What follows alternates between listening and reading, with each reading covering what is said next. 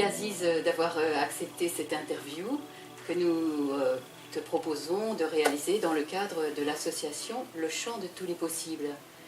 Cette association, nous sommes 5 cofondatrices et à l'avoir donc créée vraiment dans l'élan de transmettre aujourd'hui un nouvel art de vivre ensemble.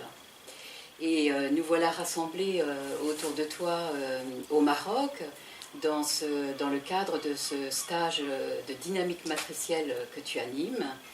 Est-ce que tu veux bien commencer par nous partager ta vision du nouveau paradigme? Bien. D'abord, on n'invente rien, on engendre. Comme tu as vu, que rien n'est créé, tout est engendré dans ce monde. Donc vous ne l'avez pas créé, vous avez engendré. Voilà, cette parenthèse. Le nouveau paradigme.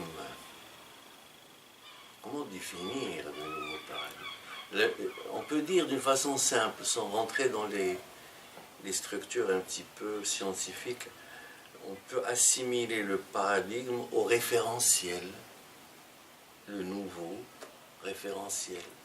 Notre référentiel ici dans ce monde, c'est un espace-temps linéaire, bien défini, une structure qui prend forme à partir d'un événement. Elle va circuler d'une façon linéaire, selon une bipolarité activée par l'énergie. Le monde, le référentiel classique, c'était l'énergie, un référentiel énergétique pur. Tout est basé sur l'énergie. Et si tu poses la question, même à un scientifique, même maintenant, l'énergie capitale, c'est la catalyse de notre monde, c'est la chose la plus importante de ce monde. Dans la vision matricielle, c'est un peu différent quand même. Parce que là, je rentre dans un autre référentiel. On rentre dans un autre référentiel. Et on va dire que l'énergie, c'est une donnée intéressante d'un monde particulier, d'un monde linéaire, bipolaire, dualiste, antagoniste. Là, c'est son référentiel, l'énergie. Par contre, il y a autre chose qui se greffe sur ce monde. Et il se trouve que ce monde linéaire, antagoniste, énergétique, est vraiment éphémère, est tellement réduit, tellement petit. C'est 0,01%. Même les scientifiques l'ont calculé. C'est-à-dire que notre référentiel, même maintenant, quand on parle, quand on fait quoi que ce soit, notre référentiel, c'est ce monde. Il a une dialectique linéaire, antagoniste, énergétique. Même si on parle spirituellement, on va parler d'énergie, il faut avoir de l'énergie pour aller vers le monde astral. Même les gens spirituels utilisent l'énergie comme base. Et tu vois la différence. Nous, on n'utilise jamais ce mot. Ce n'est pas l'énergie qui te propulse vers le monde réel. C'est le langage et l'intentionnalité orientée vers la sphère de lumière réelle qui n'est pas énergétique. L'énergie, c'est notre monde. Et le nouveau paradigme, pour répondre à ta question, c'est réveiller l'informationnalité de l'univers réel, de la lumière réelle, aux dépens de l'ancien paradigme qui a fait de l'énergie sa structure fondamentale. Et la lumière réelle, c'est un terme matriciel. Oui. Est-ce que tu pourrais, pour nos amis qui nous écoutent, là, donner un terme qui soit un peu plus accessible? Alors souvent, à Huba, on assimile cette lumière à quelque chose de transcendantal. Mais au niveau de la science, on peut dire, c'est la lumière lourde par opposition à la lumière photonique agitée électromagnétique. Les scientifiques utilisent ce mot, lumière lourde, la lumière immobile. Mais en réalité, ce sont les astrophysiciens qui ont un petit peu touché cette réalité de lumière et matière noire qui pourrait être assimilée à la lumière réelle. Ce n'est pas tout à fait démontré, mais on voit notre univers comme étant l'assemblage de 3 lumières. une lumière condensée qu'on appelle la masse, une lumière agitée qu'on appelle le champ électromagnétique, et deux autres lumières, la matière noire et le rayonnement noir, qui pourraient être assimilés à la lumière réelle. Donc je résume, au niveau de l'astrophysique, on dit que l'univers est fait par trois formes de lumière. Une lumière condensée masse, une lumière agitée électromagnétique. Les deux ne dépassent pas 0,01%. Et lumière noire, la lumière noire, rayonnement noir, et matière noire, qui dépasse les 99%. Et dans cette vision un petit peu cosmique, on peut faire une petite translation ou un parallélisme. On peut assimiler le rayonnement noir et la matière noire à la lumière réelle. C'est-à-dire, on est là, assis ici, on est traversé par la lumière électromagnétique, elle est partout. On est de la masse, on est de la matière, c'est-à-dire de la lumière condensée. Donc on est dans deux sphères, lumière condensée et lumière agitée. Mais si on fait rentrer le paramètre matière noire, rayonnement noir, eh bien ici il y a plus de 99% de matière noire, rayonnement noir, que je ne vois pas, qu'on ne voit pas. Et les messagers de cette matière noire, rayonnement noir, on appelle les neutrinos. Et les neutrinos traversent la matière. Si on prend un centimètre cube, il y a plus de 60 milliards de neutrinos qui traversent. Et là, ça confirme l'hypothèse qu'il y a énormément de lumière noire. On est plongé, noyé dans la lumière noire. On peut même, lumière noire ou lumière réelle, on peut même imaginer l'univers, lumière réelle, invisible. Et là où il y a de la masse, ou de la lumière agitée, c'est des trous, c'est un vide dans l'espace lumière réelle. C'est pour ça que les physiciens, quand ils veulent déceler, décortiquer la matière, ils trouvent un vide. La matière, c'est du vide. Voyez, on peut créer un parallélisme entre tout ça. Donc, on a des concepts scientifiques, surtout dans la science ouverte, pas dans la science hermétique, des astrophysiciens qui ont pu approcher ce concept. On peut dire, c'est un rapprochement. Quand, dans la vision matricielle, on parle de la lumière réelle comme une évidence, parce que la vision matricielle part aussi d'un vécu intuitif, transcendantal, donc d'une dimension intuitive, d'une dimension intérieure, mais avec des concepts scientifiques pour qu'on puisse être dans notre espace-temps, notre époque. Voilà.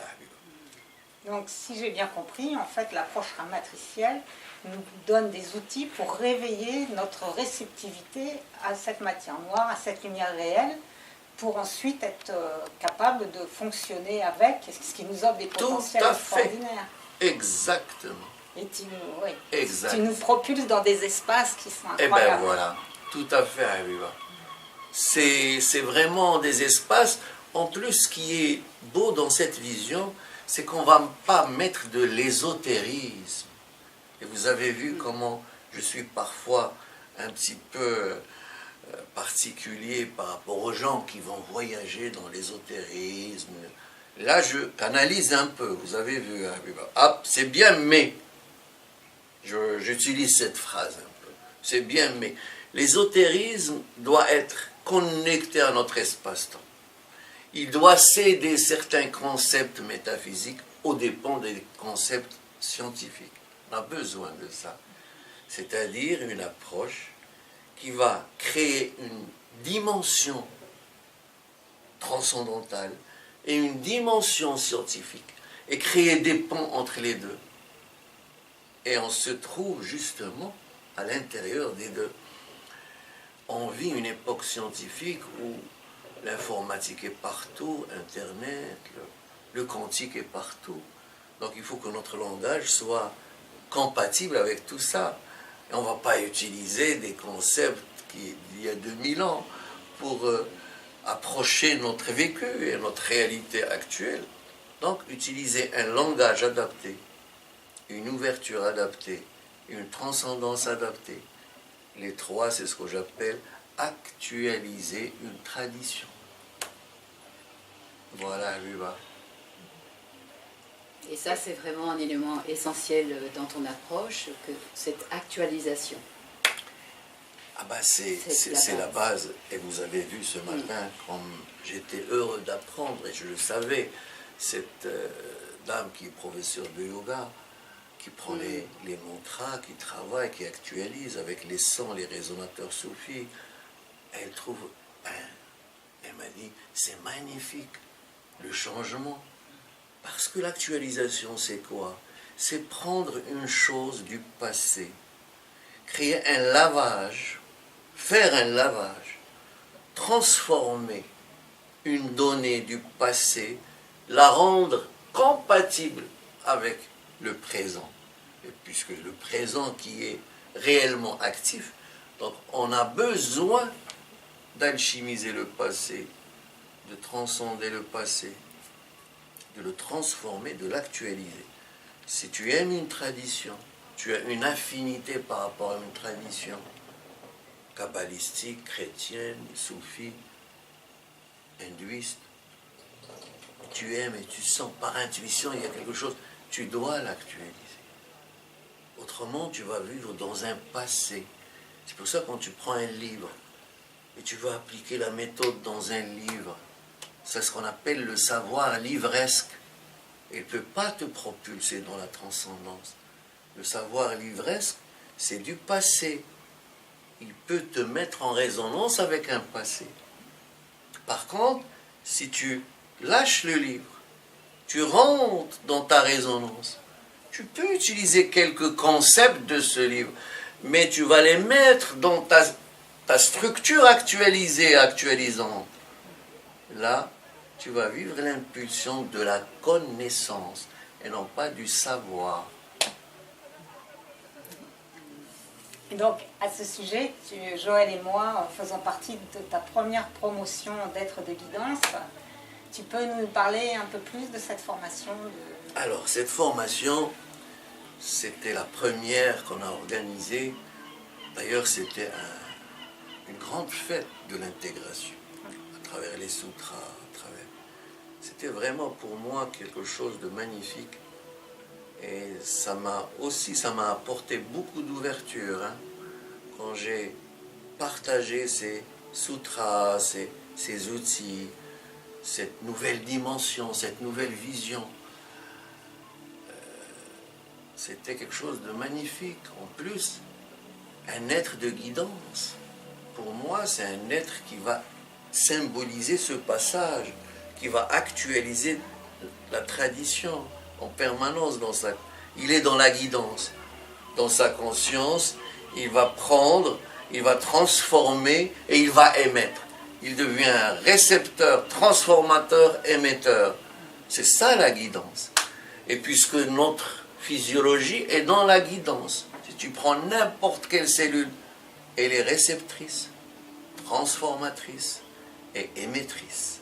Un être de guidance, il est à l'écoute, il reçoit toutes les informations, il transforme, parce que la transformation est capitale pour que l'autre soit à l'écoute, pour que tu puisses créer ce qu'on appelle une syntonisation à travers le langage. Tu parles et lui, il t'écoute. Tu ne vas pas parler de quelque chose qui ne l'intéresse pas. Tu dois le faire vibrer.